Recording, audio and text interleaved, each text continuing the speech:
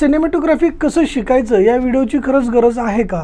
तर मला असं वाटलं की या एपिसोडची गरज आहे। आपली सिनेमॅटोग्राफीची सीरीज चालू आहे आणि सिनेमॅटोग्राफीच्या सीरीजमध्ये आजच्या या एपिसोडमध्ये आपण पाहणार आहोत की नेमकं सिनेमॅटोग्राफी शिकायचं कसं। तर तुम्हाला शॉर्ट फिल्म बनवायची असेल, यूट्यूब व्हिडिओ बनवायचे असतील इवन, किंवा एखादा चांगला छोटासा सिनेमा जरी बनवायचा असेल तर तुम्हाला सर्वप्रथम सिनेमॅटोग्राफर व्हावं लागेल, हे लक्षात ठेवा। तुम्हाला सिनेमॅटोग्राफर होण्याकरता तुम्ही हे लक्षात ठेवायचं आहे की तुम्हाला व्हिडिओग्राफर नाही व्हायचं आहे। व्हिडिओग्राफर ऑलमोस्ट एकटाच काम करतो आणि तो स्टोरी टेलर नसतो। सिनेमॅटोग्राफर एकटा काम करत नाही, त्याचे 4-5 असिस्टंट्स असतात जे फोकसचं काम करतात, लाईट्सचं काम करतात आणि इतर भरपूर काम करतात। आणि त्याला शिवाय तेवढेच असिस्टंट्स बरोबर अटेंडंटही असतात जे कॅमेरा अटेंडंट म्हणून काम करतात, जे कॅमेराला, सिनेमा कॅमेराला उचलून बाजूला ठेवणं, इकडे ठेवणं, तिकडे त्याची लेन्स बदलणं हे काम करतात।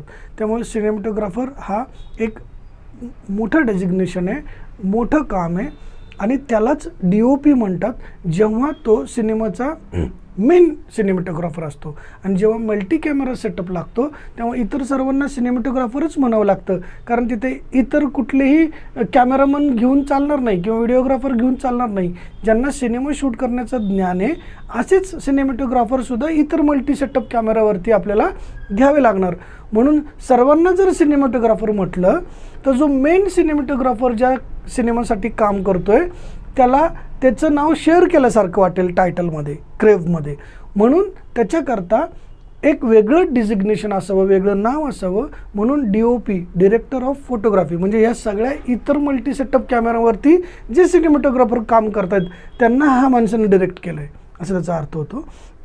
कॅमेरामन म्हणजे काय, व्हिडिओग्राफर म्हणजे काय, फोटोग्राफर म्हणजे काय, स्टिल फोटोग्राफर म्हणजे काय, सिनेमॅटोग्राफर म्हणजे काय आणि DOP म्हणजे काय, हे सगळे वेगवेगळे तुम्हाला डिफरंटाईज करता येतील जेव्हा तुम्हाला सिनेमॅटोग्राफी पूर्णतः स्वच्छपणे कळेल।